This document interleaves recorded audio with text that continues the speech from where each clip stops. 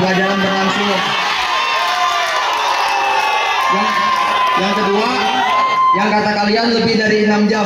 Bukankah HP berfungsi sebagai perpustakaan bergerak yang memungkinkan siswa mengakses informasi sehingga membuat proses pembelajaran lebih kaya dan mendalam? Keterlambatan belajar. Jika HP mengganti kebutuhan kalkulator, kamus, kamera untuk mendokumentasi, bukankah ini secara efektif mengurangi beban yang harus dibawa siswa dan membuat pelajaran menjadi lebih efisien? Yang keempat, tentang lab. Dan setiap pelajaran tuh ada jamnya masing-masing. Dan mungkin kita mau ngakses ini harus ke lab, sedangkan di sana ada kelas lain.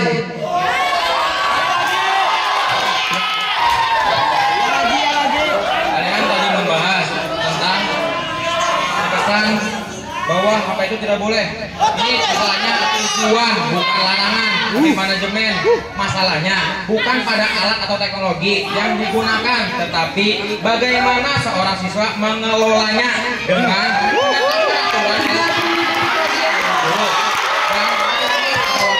dapat menghindari siswa gagal fokus pada pelajaran. Kita mengajarkan siswa literasi digital yang bertanggung jawab dan keterampilan sosial di masa sekarang dan masa yang akan datang. Sekian, terima kasih. Oke, selanjutnya kita beri kesempatan kepada tim kontra untuk menjawab tanggapan-tanggapan yang telah disampaikan oleh tim pro. Kita beri waktu 3 menit. Silakan. Kita mulai dari sekarang. Baik, terima kasih atas pertanyaan yang telah diajukan oleh tim pro. Kami akan menjawab pertanyaan yang diajukan oleh tim pro. Yang pertama adalah apa salahnya siswa menggunakan HP? Karena yang digunakan itu untuk mencari tugas juga.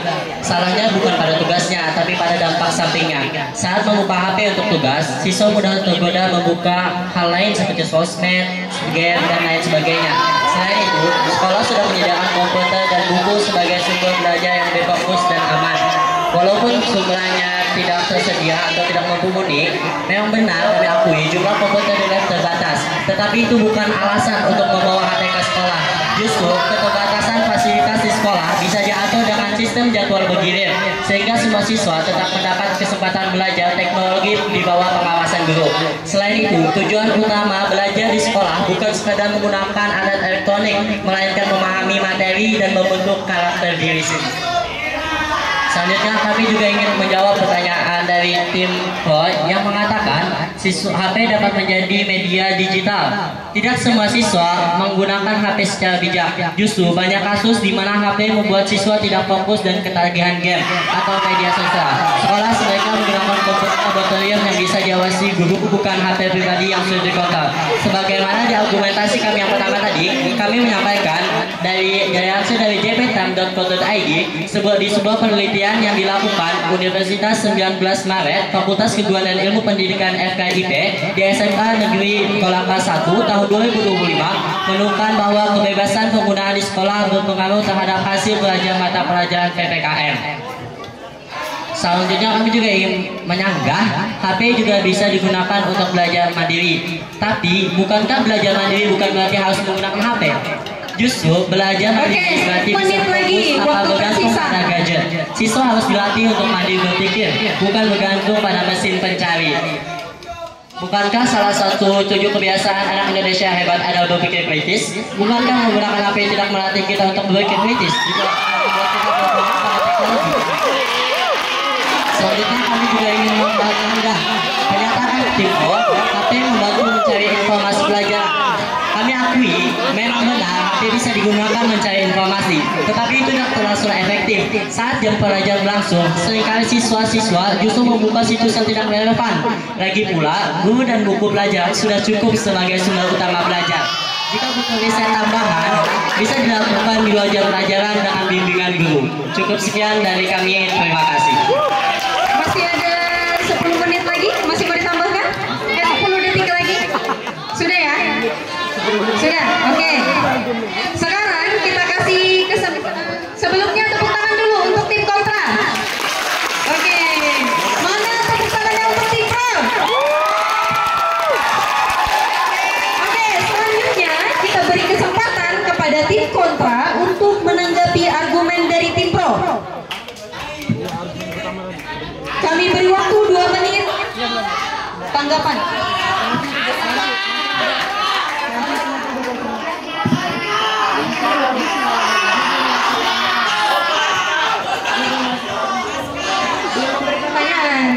Ini apa namanya, tim kontra silakan memberikan pertanyaan kepada tim pro atas argumen yang telah dikemukakan tadi.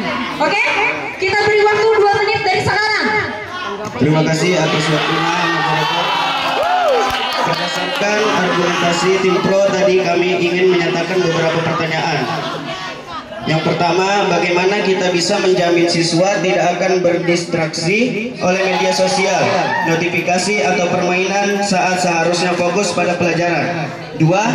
Apakah ada bukti konklusif bahwa penggunaan HP tidak akan menurunkan nilai rata-rata siswa seperti yang ditunjukkan beberapa penelitian? Yang ketiga, bagaimana solusi untuk masalah kehilangan fokus yang sudah ada tanpa adanya HP di sekolah? Yang keempat, bagaimana sekolah dapat mencegah siswa menggunakan HP untuk menyontek saat ujian atau menjiplak pekerjaan? Yang kelima, bagaimana kita dapat memastikan HP tidak digunakan untuk bullying, siber atau menyebarkan informasi yang salah di lingkungan sekolah? Sedangkan menurut data yang kami dapatkan, dilansir oleh gotrag.com.id menunjukkan bahwa di Indonesia dari Research Center for Digital tahun 2021 terhadap 3.077 siswa SMP dan SMA dari 34 provinsi, 45 sampai 35% menjadi korban cyberbullying dan 38,41% pernah menjadi pelaku. 30 detik lagi ya. Yang keenam, bagaimana kita menyeimbangkan manfaat digital dengan resiko masalah kesehatan fisik seperti mata lelah dan kurang tidur akibat penggunaan HP? Yang ketujuh, apakah siswa dan orang tua sudah cukup sadar akan dampak penyalahgunaan HP dan apakah pengawasan guru sudah memadai untuk mengontrol penggunaannya di kelas? 2. Cukup sekian dari kami, terima kasih. Oke, selanjutnya kita beri waktu kepada tim pro untuk menjawab tanggapan-tanggapan dari tim kontra tadi. Oke, kita beri waktu 3 menit dari sekarang. Terima kasih dari tim kontra. Saya ingin menjawab dari pertanyaan Anda.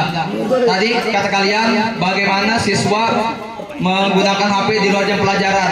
Apa gunanya sekolah menyediakan kotak atau tempat khusus untuk siswa meletakkan HP dan itu hanya bisa digunakan atau mengambilnya pada saat instruksi untuk tujuan edukasi. Dan yang tadi cyberbullying, sekolah memiliki kebijakan anti bullying yang mencakup perilaku digital dengan sanksi yang jelas dan konsisten. Guru-guru atau staf sekolah harus aktif mengawasi perilaku digital siswa dan menyediakan pelaporan rahasia khusus bullying. Lalu, sekolah juga mengadakan sesi bimbingan konseling atau yang biasa kita sebut dengan BK tentang dampak HP pada kesehatan fisik dan mental.